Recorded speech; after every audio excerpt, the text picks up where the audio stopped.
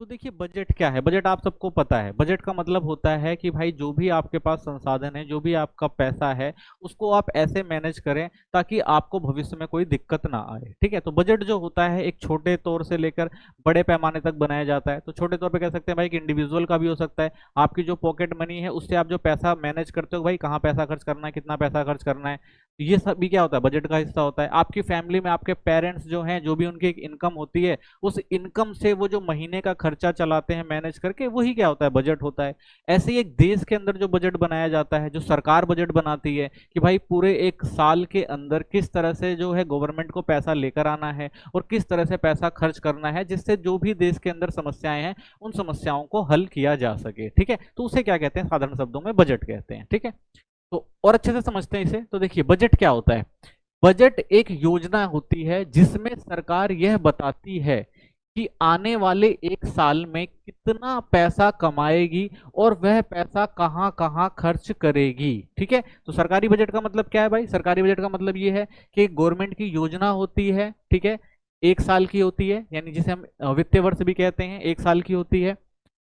कितना पैसा कमाएगी, यानी गवर्नमेंट कहाँ से पैसा लेकर आएगी। ठीक है। और साथ ही कहाँ कहाँ पैसा खर्च करेगी, यानी जो भी गवर्नमेंट के पास पैसा आ रहा है, सरकार के पास पैसा आ रहा है, वो कैसे देश की भलाई के लिए कहाँ कहाँ पैसा खर्च करने वाली है, ये सारी चीजों की जो जानकारी है वो बजट में गवर्नमेंट के द्वारा दी जाती है। ठीक है।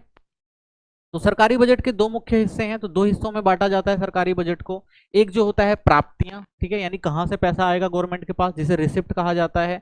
दूसरा जो होता है व्यय, यानी जब पैसा आ जाएगा गवर्नमेंट को इन जगहों से, तो गवर्नमेंट कहां कहां खर्चा करेगी, उसे कहा जाता है व्यय यानी एक्सपेंडिचर। तो दो हिस्सों में बांटा जाता है सरकारी बजट को। भारत में बजट कौन पेश करता है और कैसे आता है। तो देखिए हर साल 1 फरवरी को संसद में वित्त मंत्री द्वारा बजट पेश किया जाता है। यानी हर साल जो है भारत में 1 फरवरी को बजट पेश किया जाता है। जो भी उस टाइम हमारे यहाँ वित्त मंत्री होंगे भारत सरकार के अंदर, वो क्या करते हैं, उस बजट को पेश करते हैं। ठीक है। जैसे इस बार 1 फरवरी को जो निर्मला सीतारमण जी हैं, इन्होंने हमारा बजट पेश किया था। ठीक है। तो ऐसे जो भी वित्त मंत्री होगा वो हर साल फरवरी की पहली तारीख को भारत का बजट पेश करेगा। यह आगामी 1 अप्रैल से अगले 31 मार्च तक के लिए वित्त वर्ष के लिए होता है। ठीक है। तो एक वित्त वर्ष हमने देखा था एक साल का होता है और उसी एक साल की सारी योजनाएं बनाई जाती हैं बजट के अंदर। तो हमारे यहाँ जो वित्त वर्ष शुरू होता है वो 1 अप्रैल से 31 मार्च तक चलता है। ठीक है। तो ये पूरा एक साल का होता है और इसी में ही जो बजट के जो भी निर्णय लिए जाते हैं इसी साल के। ठीक है।